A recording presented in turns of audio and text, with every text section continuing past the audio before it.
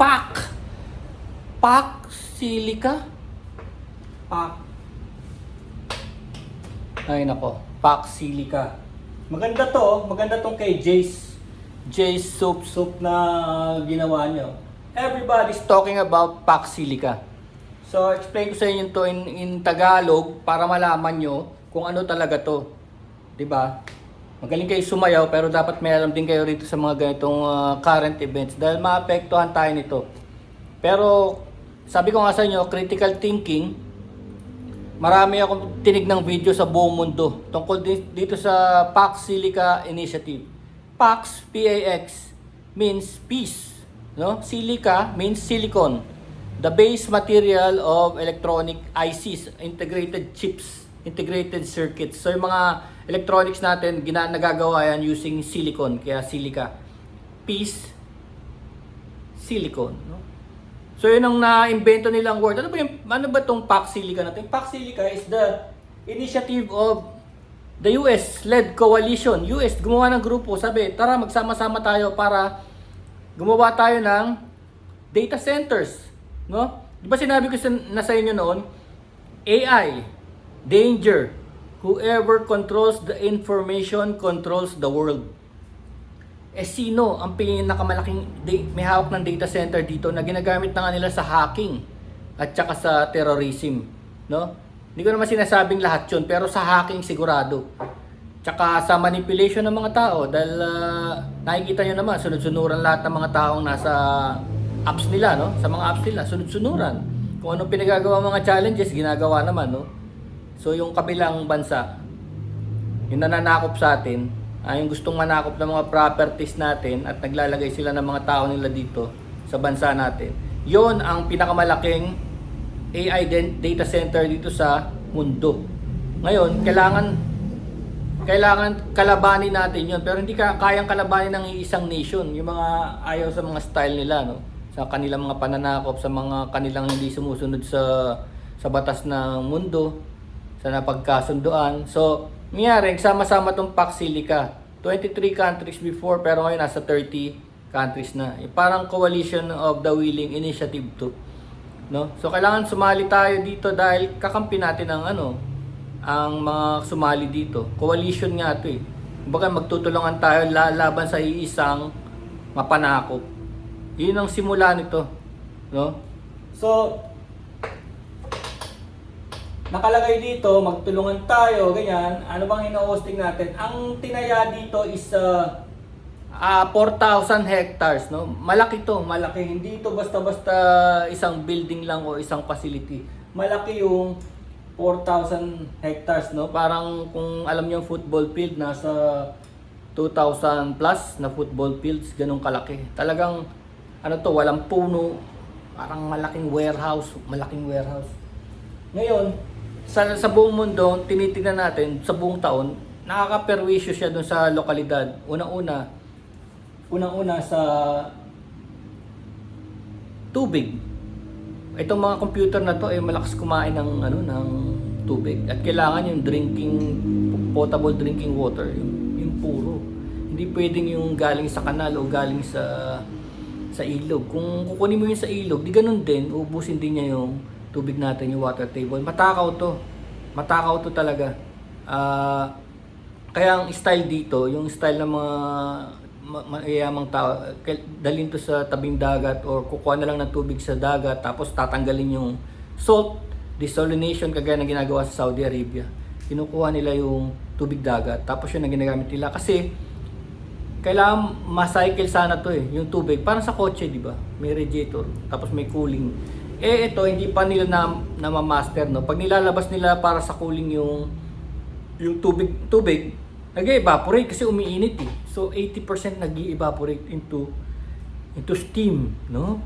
Kaya ang gusto nila sana, kung ganun din lang, sana magagamit sa mga bahay na malalamig ang bansa. Hindi naman malamig ang bansa natin eh. Yung steam niya kasi heat yun eh, no. Kaya hindi pa nila na perfect yun. Kaya problema ito, pag kumuha ito ng tubig sa groundwater, yung ginagamit ng mga tao, mauubusan tayo ng tubig. Which is, wala pa nga ganong problema. nakukulangan na nga tayo ng tubig eh. Di ba nagrarasyon na. Nagrarasyon yung mga dam natin tuyong-tuyo.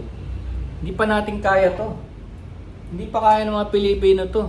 Kung sabihin yung Pilipino magaling sa sumayaw sa TikTok o sa Instagram, yun pa lang ang kaya natin, magsasayaw.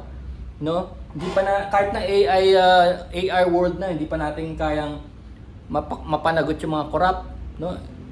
Dekada-dekada na, hindi mapanagot yung mga corrupt, yung mga traidor. Yung mga traidor, halatang halata namang traidor, kampiron sa kalaban eh. Andiyan pa rin, namamayagpag. No? Fake news. Yan ang malakas na nagagawa ng AI, fake news. Darating ang panahon, 10 taon na lang, hindi na natin alam kung anong totoo sa mali.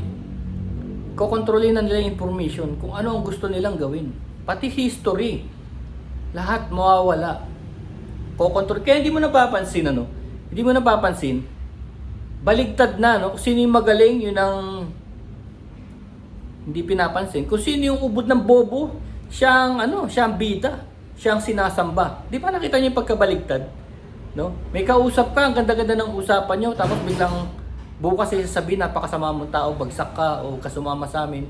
Pero ngayon, ang ganda ng usapan niyo, baligtad na talaga ang mundo in everything, pakikitaan ka ng masamang tao ka, kaya kang sirain talaga dahil sa mga fake news. At madaling mapaniwala ang mga tao. Hindi talaga kaya pa ng Pilipino yung mga ganyang critical thinking. Kung mga pasayaw-sayaw lang sa TikTok tsaka sa Instagram nang naka-bathing suit yun, doon tayo magaling. Pero other than that, wala na. Tingnan mo nga yung kapita-pitaga nating mga magagaling na abogados na galing sa mga prestiyosong universidad. Tingnan mo nangyari sa kanila.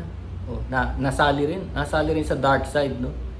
Pero ang gagaling nila. Pag nakita mo mga track record nila, grabe. Parang idol. Pero isang iglap, biglang sumama sa dark side dahil sa pera, no? So ganun, mahina pa tayo. Tsaka tandaan nyo, itong AI, autonomous to. Hindi tayo tutulungan nito. Baka akala nyo, tutulungan tayo ng AI. Hindi tayo tutulungan nito. Autonomous nga eh. Alam mo yung autonomous, sa sobrang tamad ng tao, gusto nila magtrabaho to sa atin, sila na magdesisyon. Kagaya nung pag nag-a-apply ako sa internet ngayon, nag-a-apply ako ng work from home. Ang mga language test, typing test, ang nagdidesisyon, AI. AI na, nagbibigay ng score, no intervention ng tao. Hindi kagaya dati na, we can improve in your typing test. You can try again. You can improve on it. Konti na lang eh. Papasa na kita, isa na lang eh. 1 point na lang eh. Mahahasa ka na yan eh, pagdating sa field eh. Ngayon hindi, yung AI, bagsak ka talaga. Walang konsiderasyon ng AI. Kaya kailangan ganda mo daw ang mic mo para marinig ka niya, marinig yung grammar mo, intonation mo, ganun. The way you formulate your sentences, ganun. AI. So isipin mo, sobrang tamad ng tao. No? Talagang parang yung sa WALL-E na ngayon, WALL-E, naging mga tao, naging ubis na dahil umasa na lang sa AI. So ganun, wala pa tayo sa ganung level. Tayo sa mga sa mga hype lang tayo magaling. Pero actually, pagka inisip mo itong mga to, ano pa ba? Kuryente. Kakain to ng malaking kuryente. Napakalaki ng kuryente. Kakain ito as much as a country. Itong isang data centers na to, as much as a country, kakain to ng ang isang box na sinasabi nila, yung mainframe ang tawag namin dati nun, yung isang box ng mga computer na naka-slot na gano'n, na merong sariling cabinet eh. Isa lang, marami ito, thousands ang cabinet na ito. Kaya kumain ito ng 100 bahay. Yung kuryente ng 100 bahay, kaya kumain ng isa. Kaya ang nito, ang kadikit nito, nuclear power, ang kadikit nito. Hindi pwedeng yung kuryente sa natin, sa power supply natin, yung mga turbina ginagamit. Tapos ang mahal-mahal ng singil. Ang mahal-mahal na singil, the highest in Asia. Mahal pa sa Singapore. So, mali talaga na nandito yan sila. Hindi pa tayo yan sa ganyan. Pero kagaya niyan, hindi ka naman pwede maging ipokrito na hindi ka gumagamit ng AI. Lahat na lang ng kilos ko ngayon, pati ngayon, tignan mo, nag-aaral ako. AI certified ako. 7 na. AI-powered Google Ads Performance Max, AI-powered shopping, AI-powered creatives, AI-powered display, AI-powered search, AI-powered video. certified na ako dyan ng Google. Inaaral ko talaga yung AI dahil kailangan matutunan natin din siya hanggang siyempre, paano mo kakalabanin to kung wala kang kaalam, wala kung paano siya nabubuhay. Hanggang ngayon parang araw-araw natututo siya. Self-learning, autonomous. Tignan mo ngayon, ang daming opening ng autonomous cars. Yung Tesla, iba yung Tesla nagda-drive mag-isa. Gusto na yung gayahin ng ibang brands. Baka yung kalaban natin. Yung kalaban natin gagawan din siyang self-driving car. Yun ang nakakatakot, di ba? Yung mga sasakyan, wala na rin mga driver. Autonomous, yung mga military drones, military submarines, military tanks, autonomous. Nag-iisip ng mag-isa. Dahil yun ang gusto ng tao sa katamaran niya. No? So yun ang sinasabi nila. So yan, may problema na sa kuryente, sa tubig Ang ano nito, ang humming nito, may frequency kasi yung mga computer. No? Ang humming nito ay pag napakarami na, para kami vacuum cleaner dyan sa labas. Vacuum. All the time. 24/7, walang patayan. Parang may vacuum cleaner. Kasi nag-aano siya. Pag marami na sila masyado. Sa ngayon computer ko, hindi mo naririnig, no? Pero pagka yung isang laptop, pero pag dinikit mo yung tenga mo, maririnig mo na rin siya na meron siyang frequency. May clock kasi ito may clock. May clock speed. Pati mga TV. Pakinggan nyo. No? Maliliit lang sila pero pag marami na sila, nagiging symphony na.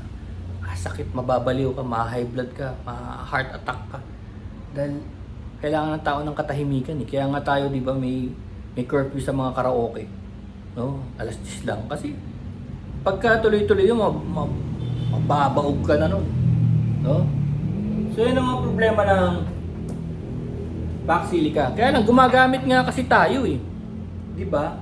Gumagamit nga kasi tayo, tsaka yung mga tropa nating mga bansa nagpa-participate. So nandun yun eh.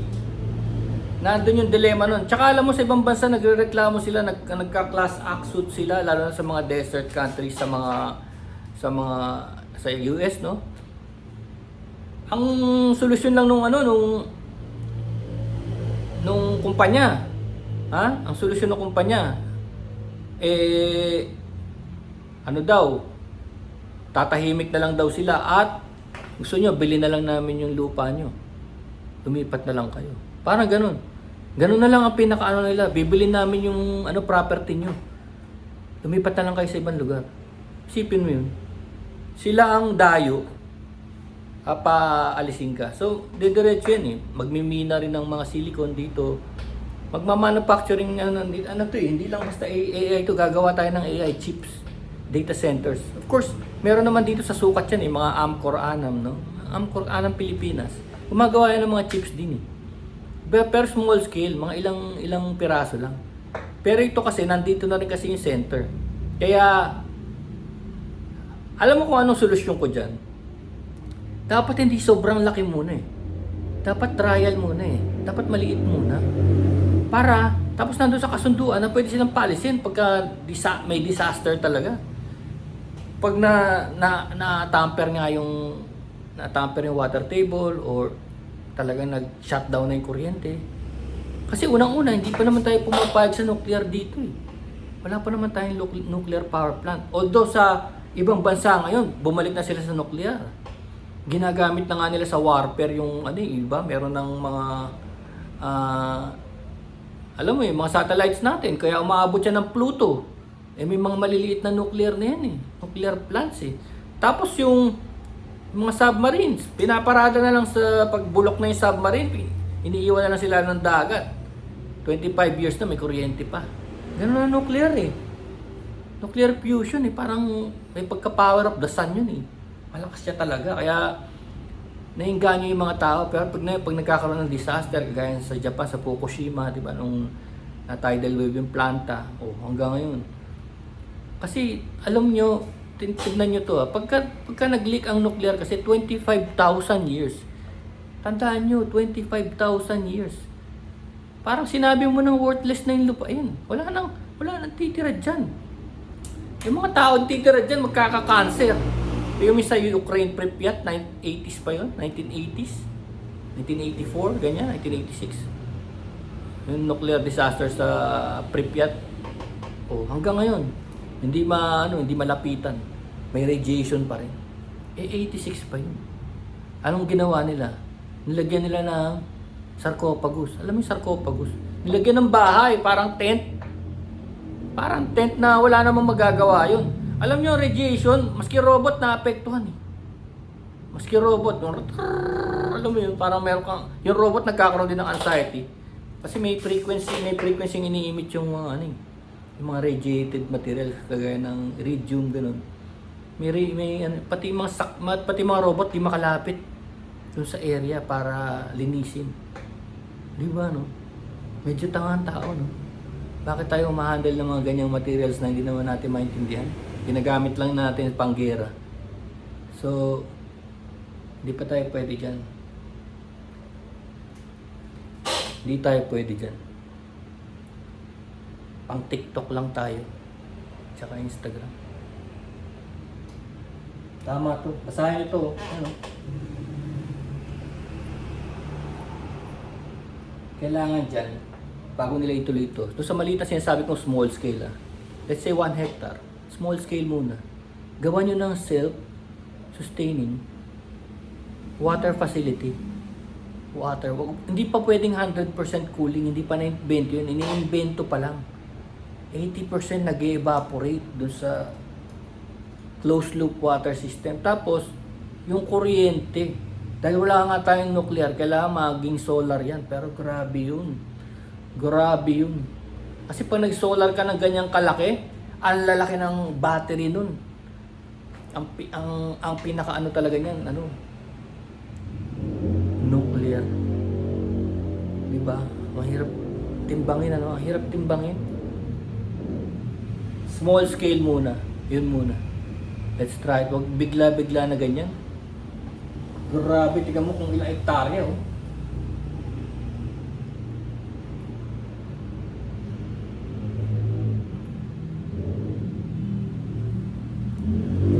Tsaka meron pang isang komento rito eh. Bakit daw nung unang panahon na sabi nila pag napunta dito ang Intel, magiging modern tayo. Magiging para Silicon Valley tayo pag napunta ang Intel dito. O, andyan ang Intel ah. Napunta na. Ano nangyari? O, wala eh. Diba? Dahil nga, talagang primitibo pa rin ang tao. Di ba? Basic lang na hindi natin mapanagot yung mga nagnanakaw ng dati tongpats lang, ngayon ghost projects na ang labanan. Yun, doon tayo nag-level up sa corruption. Yung dating tongpats lang, 10% sa akin dyan 30% sa akin dyan Ngayon hindi. Ghost project na labanan level up ng corrupt. Tapos parang sindikato, sige, kakausapin yung susunod na mananalo. Sige, absuelto mo. Diba? Para ganun din mangyari sa kanya, absuelto din siya. O sino yung susunod? Doon tayo magaling. Kaya backwards pa tayo. Please lang. Wag muna. Small scale. Yun.